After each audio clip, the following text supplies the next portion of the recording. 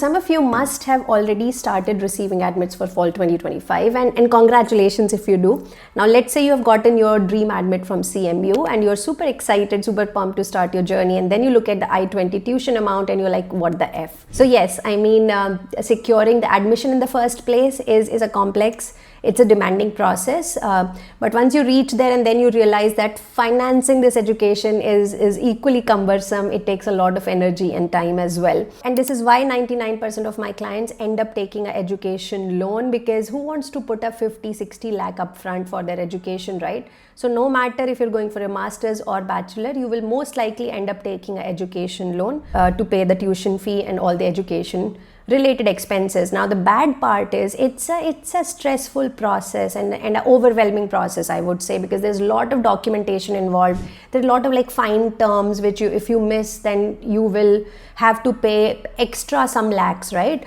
So you want to make sure that you do this correctly, and this is why I wanted to create this video, a comprehensive guide on education loan. We want to break down all the important things and what can you do to get the best possible education loan. So from selecting the right lender to getting the best possible interest rates to also not fall for any hidden terms. That is what I want to cover in this video. So let's discuss everything about the education loan. By the way, this is equally relevant for masters as well as bachelor students. So save this guide, come back to see those tips again, and let's get started in it.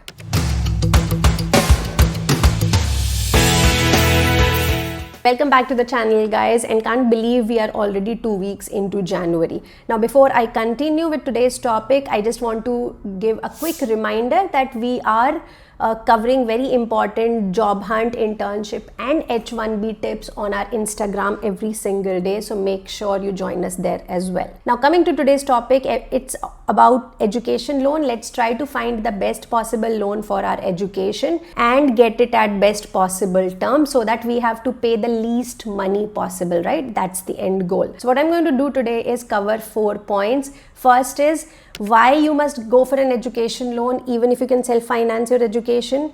Second, what really matters, like what factors are most important as you go about choosing different loans. Thirdly, what can you do to improve your chances of finding the right loan, I would say. And lastly, some final tips from my side. So all this pretty packed with information. Watch till the end and don't miss out on these important tips. So let's begin with the first one. Alright, so let's start with the first one, and before we get into the how, let's talk about why should you even consider a loan if you can afford to pay for your education out of pocket, right? Some of you might have savings or parents savings, etc. But even in that case, we highly recommend that you go for an education loan, and this is why. Firstly, it's just less hassle. When you go the loan route, you won't have to jump through as many hoops when you're applying for your I-20 or your visa.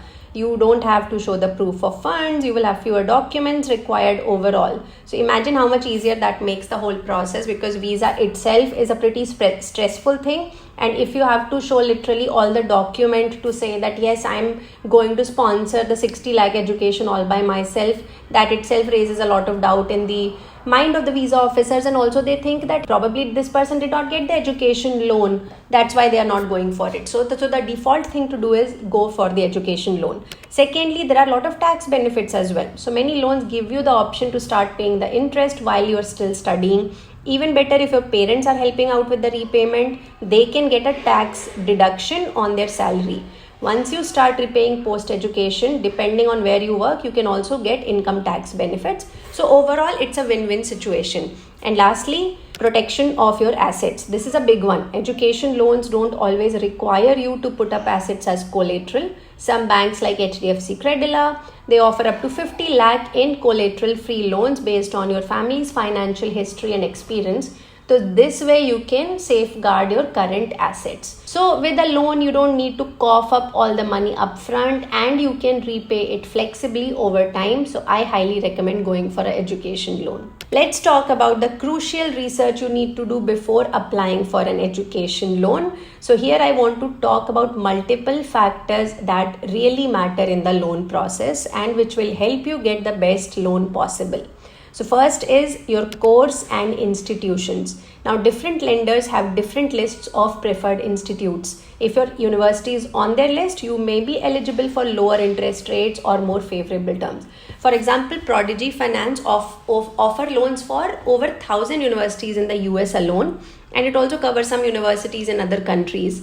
Some nationalized banks like Union Bank have their own list of universities where they offer loans with no co-borrower required for amounts up to 40 lakhs, and they offer interest rates around 10%. ICICI also has a list of preferred universities where they give you more competitive rates. So let me clarify with an example. So if you're going to a top tier university like Georgia Tech versus a less competitive school like University of Alabama, you might get different interest rates. So banks obviously prefer lending to students from higher ranking schools because they are perceived as a lower risk. So yes, choose a course and institution which is more popular, which is more recognized, that will help you in your loan. Second thing they look into is your academic background. For instance, HDFC Credila offers a lower interest rate as low as 11.25% if you have a GRE score above 310. If your GRE score is below 300, the interest rate can go up to 13%. So having a strong profile, academic records, etc. will also help you get lower interest rates. Third thing is loan amount. It's crucial to figure out exactly how much you need.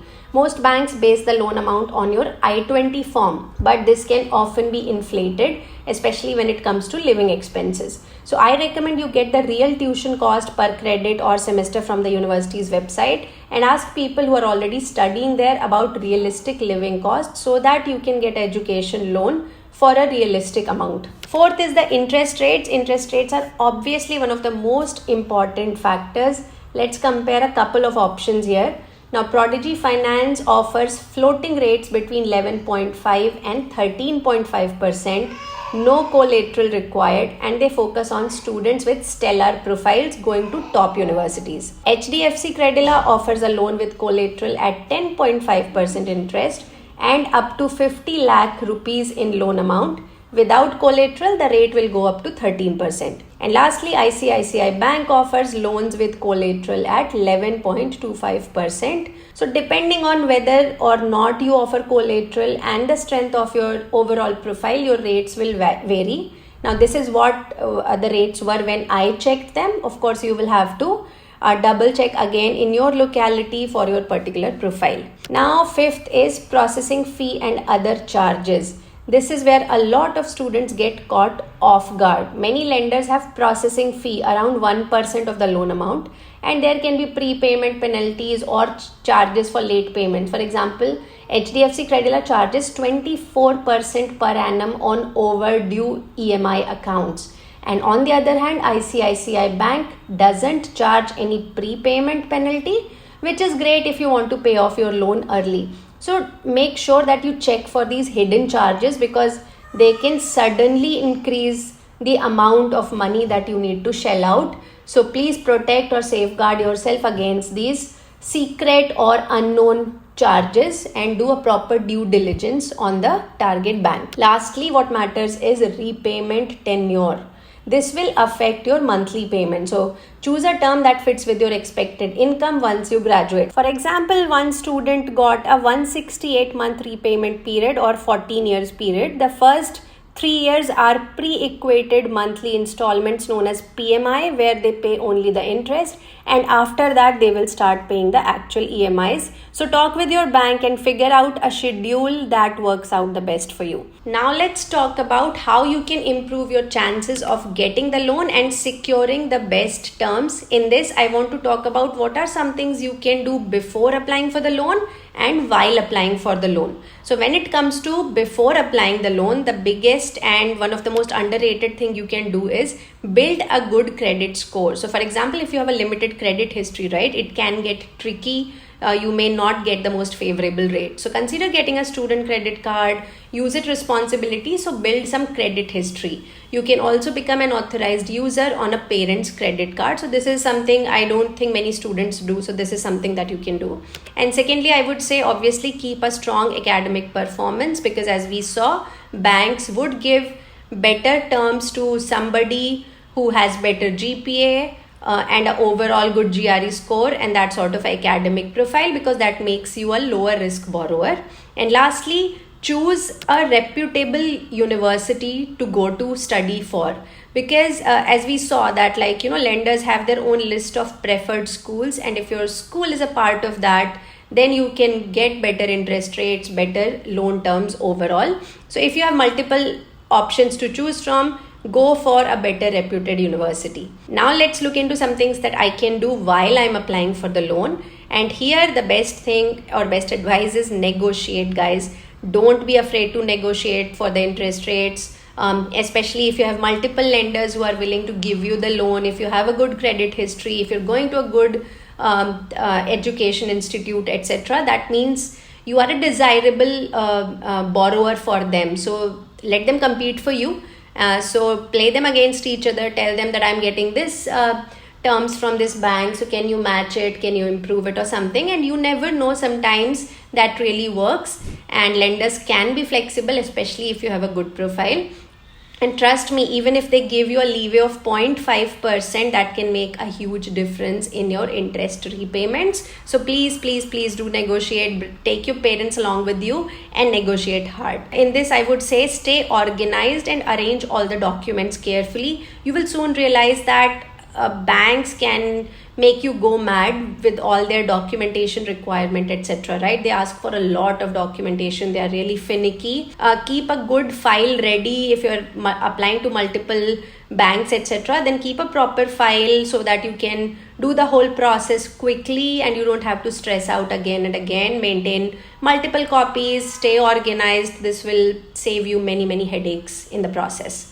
Now this brings me to the final section for this video, which is my final tips. And here I would say first thing you must do is apply to multiple lenders. Please don't settle for I went and talked to this bank and I'm going ahead with it. You must talk to multiple options and figure out what are the interest rates you are getting, and then choose the best one after negotiating. So keep some time for this. Don't do the loan process at the very end, because then you will be pressurized to make a decision soon and that can go against you. Also, there are many websites now which like list multiple loan options. They show you that based on your profile, these are the interest rates that you can get. So everything can happen on the same website. So there are many websites like this.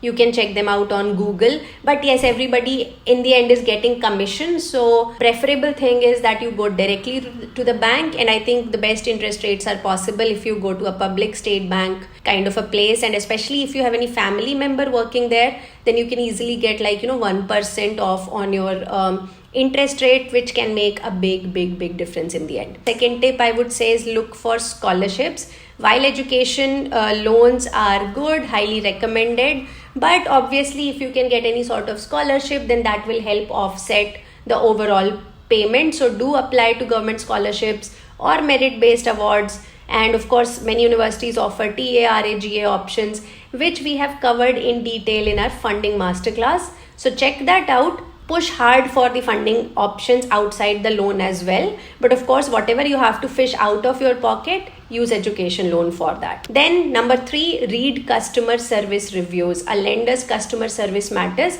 especially when you're dealing with the loan repayment. Okay, so don't take this lightly. If it's a very sharky kind of an institute who have given you a very aggressive rates, and later on, let's say that you want to do something which was not mentioned in the terms earlier on, and if they are not a friendly institute, it can make your life hell. So please read the online reviews to gauge how responsive they are and how they handle these sort of queries later on. Number 4 is demonstrate financial responsibility. If you have a part-time job or any source of income, mention it in your application. This shows that you're responsible with money, which lenders love, and it might make a difference in your interest rate. And lastly, co-borrower option. If possible, have a co-borrower with a strong credit score like your parents. This can improve your chances of getting the loan and also getting a better interest rate. So there you go. You now have a solid roadmap to getting the best education loan for your studies abroad. Remember, it's not just about the loan amount or interest rates. It's about finding the best fit for you.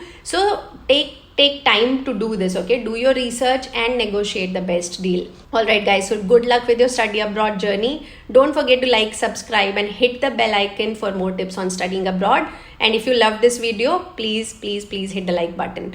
All right, if you have any questions about this loan thing, etc., drop a comment below. I'll try my best to respond, and then I will see you guys next week with a fresh new video. Until then, take care. Bye bye.